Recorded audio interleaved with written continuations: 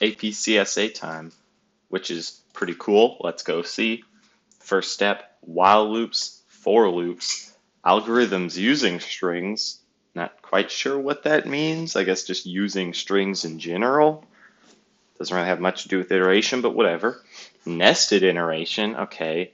And informal code analysis, don't know what that is specifically, but we're gonna figure it out. Let's start with loops. First step, we need a main method. So public static void main string squarey dudes args main method assembled. So for while loops we can do first. So the way a while loop works is that it will repeat as long as the statement within those little parentheses is true. So basically, you're passing in like a Boolean value, anything that could be true. So if I just make a Boolean up here called Boolean, let's make it over here, I guess. So private static Boolean potato 2445, and then we're going to say that is true, right? Am I doing this wrong? I did this wrong. What do you mean? Oh, equals true, yes. So hypothetically speaking, if I pass potato 2445 in here, you've got to be kidding me. Potato 2445. This is now an infinite loop because it will always be true, which means it will always run, which is probably not what we want. But if we make another value, private static and x, and then we're going to do, so x equals 0. So in here we're going to do x plus plus, and then if x equals 10, we're going to do potato 245 equals false. So now essentially what we've done is that this will go, it'll see potato is true because it's a Boolean value. It's going to increment x, and then pretty much it'll do that until x is equal to 10. So let's run this. Not sure if that prints out 9 or 10 times. I'm not doing that math. Oh, it doesn't do anything. I probably should have made it do something. System.out.print line x. There we go. Now it'll actually do something. Yippee! So now we can print all numbers 1 through 10 with this nice little loop. It's a lot easier than printing system.out.print line every time. Though this is arguably a pretty stupid way to do that kind of thing. So if you wanted to do it much better, we could do while x is less than 10. Oh, I made a.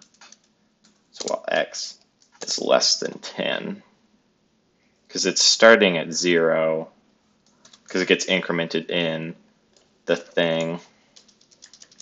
So this should effectively do the same thing, won't it? Let's see. Yeah, same idea. Because another Boolean statement, so is x less than 10? Well, it starts at 0, so that's true. We go in. X becomes 1. We print out the 1. And we pretty much do this infinite times, which is pretty cool. Or not infinite times. We do it until the while loop is false. For loops. For loops are a little freaky. And let's get into them. So for loops are pretty much just while loops built in. Like, you know, in that one, how I had the x, which incremented by 1 every time, it's the same idea.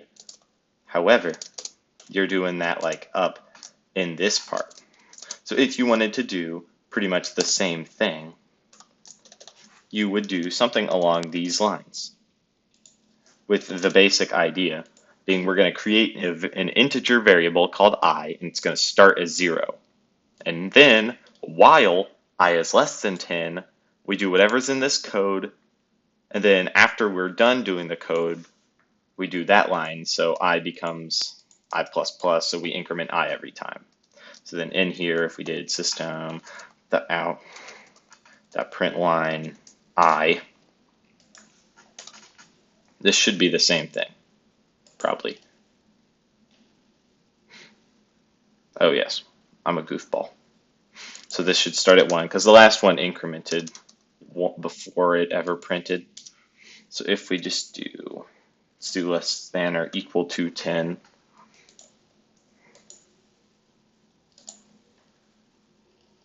What did I do? And I equals, is that, oh, I deleted the semicolon. Yeah, you got to keep all these values separated by semicolons. That is important. There we go, 1 through 10, but the for loop way. So that's pretty cool.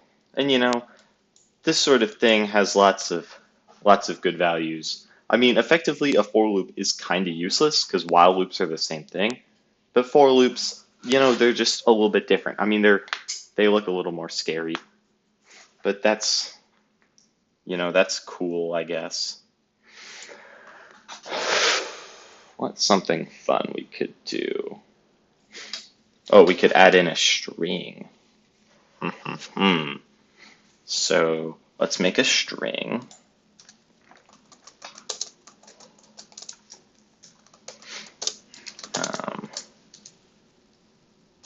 Cookie monster.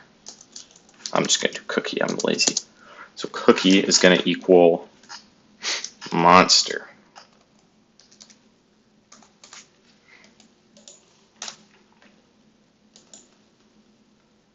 So say we wanted to print, like we wanted to take in this string cookie and flip it backwards.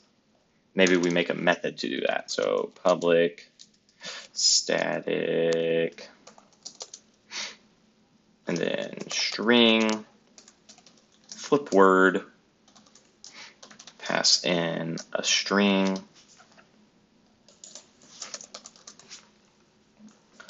s. When do we do methods? Have y'all already done methods? Let me go look. Writing classes. Oh, so that's in 5. Well, we're doing double duty. Let's just go over the parts of the method. You got the wait, what was this called? Like the permission level, I guess. So basically the idea is if it's public, any class can refer to it. If it's private, only allowed to use this in this class. So if I made a second class called AP CSA potato, that's not allowed to refer to X or potato 2445 or cookie because they're private, but it is allowed to use flip word because it's public. That's the general idea. And now, yeah, so let's get started on this. I didn't really plan any of this code, so we're going to have to think through it in the moment. So I guess what we're going to want to do is maybe construct a new string.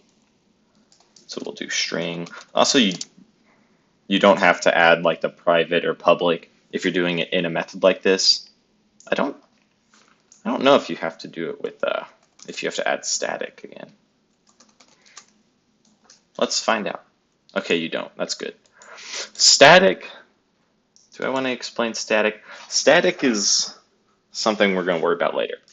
Oh yes, for the method, this is what it's returning. So like this method at some point is going to have to say return and then a string value. So after you call this method, wherever you call it, it's effectively a string, which we'll get to later. And this is parameters that have to be passed in. So you can use it.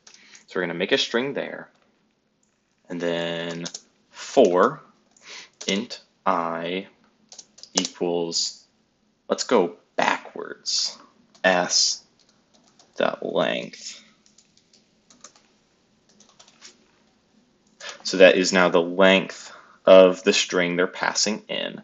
Though we might have to do -1. Because if we're working with indexes, it can get weird. But I'll think of that later. And while I is greater than 0, numbers greater than or equal to 0. Yeah, we're definitely going to have to do -1, because with length, like if you had like the word fox would have a length of 3, but if you're looking at indexes, the indexes are 0, 1, and 2, so that can be a little weird. And then I is going to minus. So what have I done wrong? Did I misspell something? I did. Oh yeah. So now we're starting with I at the final index within the string. And then we're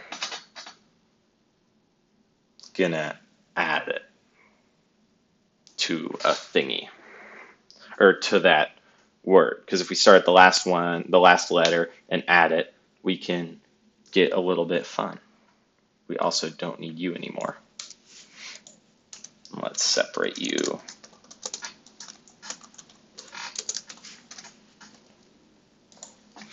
So,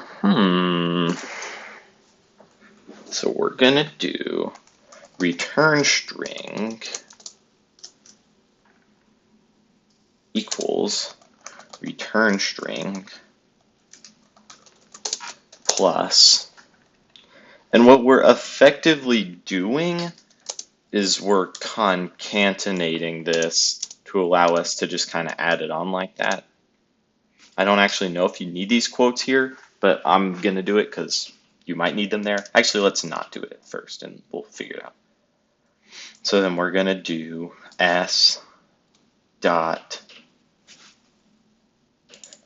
character at I should just work, right? I've never actually used char at, I don't think, but it seems to be working. Value of return string may not have been initialized. What do you mean, dude? That's bull. Is right there. Oh, I see. It's mad because I never gave it a starting value.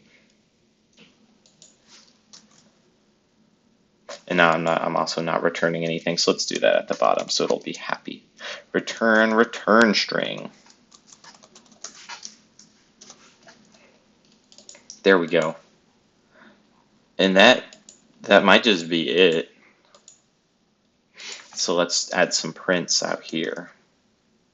So system.out.println. You know, the whole video aspect is probably not very good because you can't ask questions, because of course all this makes sense to me, so there's not really any point for me to question myself.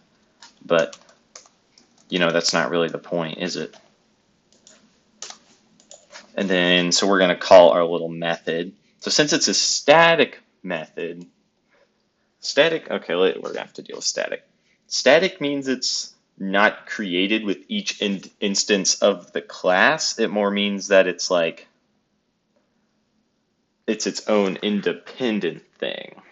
So you know, when you make a class, maybe it has a name. So you have like a human class. Each of these human classes can have a unique value for that name, like their own name, and they can all be different.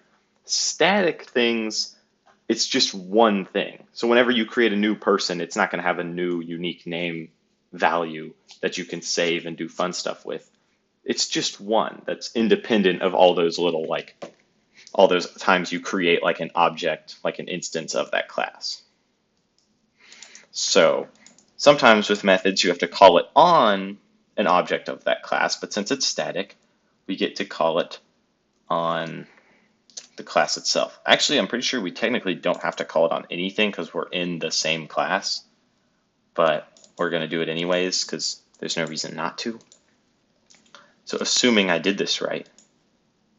Yippee! Yeah, so now we have effectively created a thing to flip words by looping through it. I hope I explained that in a way that made sense. I really don't know. What's next on the thing? So we've worked with strings, we've done for loops, while loops, now nested iteration. Okay, let's get a little bit simpler with this one. So let's get rid of these. So basically, what if I put a loop in a loop? It's getting real trippy right now. So let's try to do some simple stuff here. We all love a good square. Base times width, or height times length. Width times length, same idea. And we're going to make something to make, or actually let's call this like width value. Or I'll just go back to what I was doing. Will it not let me do that? Okay. Width equals 0 with less than 5 with plus plus. So the idea here, so now we're doing something 5 times, because we're going from 0 to integer less than 4, which is going to be 0 to 4, which is 5. But then we're going to do system, or for int height.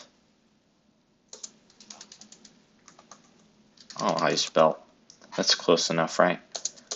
Equals 0. I actually don't, because we're doing this 5 times. Yeah, this will work. Height is less than or equal to 7, so we're doing this one 7 times. Height plus plus. So now we're effectively doing it 5 times 7 times. So yeah, for each of these times, we're doing this 7 times. So now we're doing it 35 times. So system.out.println, not line, .print x. So we're just going to print out a nice little x right there. But also, because the idea here is it's going to print like 7 things, which would actually be the width, and then it would print 5. So these height and width values are actually lies. This one, the height is actually going to be the width, and the other one's going to be the not width. But for this to work, the last one has to print line, so it starts printing x's at the next one. So if height does not equal 6, we're just going to do this. Otherwise, we're going to do print line. And then this should print like a 7 by 5 thing, right? Did that work? 7 by 5. Yeah. Actually, wait, the height and width are? Wait, no, they're wrong. So, yeah. So it's basically on the last one of these x's, which is one of the 7 things it's doing 5 times, which are these rows. On the last one, it's doing print line, so it'll move down to the next one. So that's just to kind of help illustrate it. So for the first of the 5, which you can think of as like the height, the 5 rows, it's printing out 7 x's, moving to the next line at the end. And then it does it again, again, and again, and again. So that's pretty cool. I mean, you can put while loops and for loops too if you want, but I don't think I've really ever done that. Yeah, that looks like pretty much all we're going to need. Brilliant.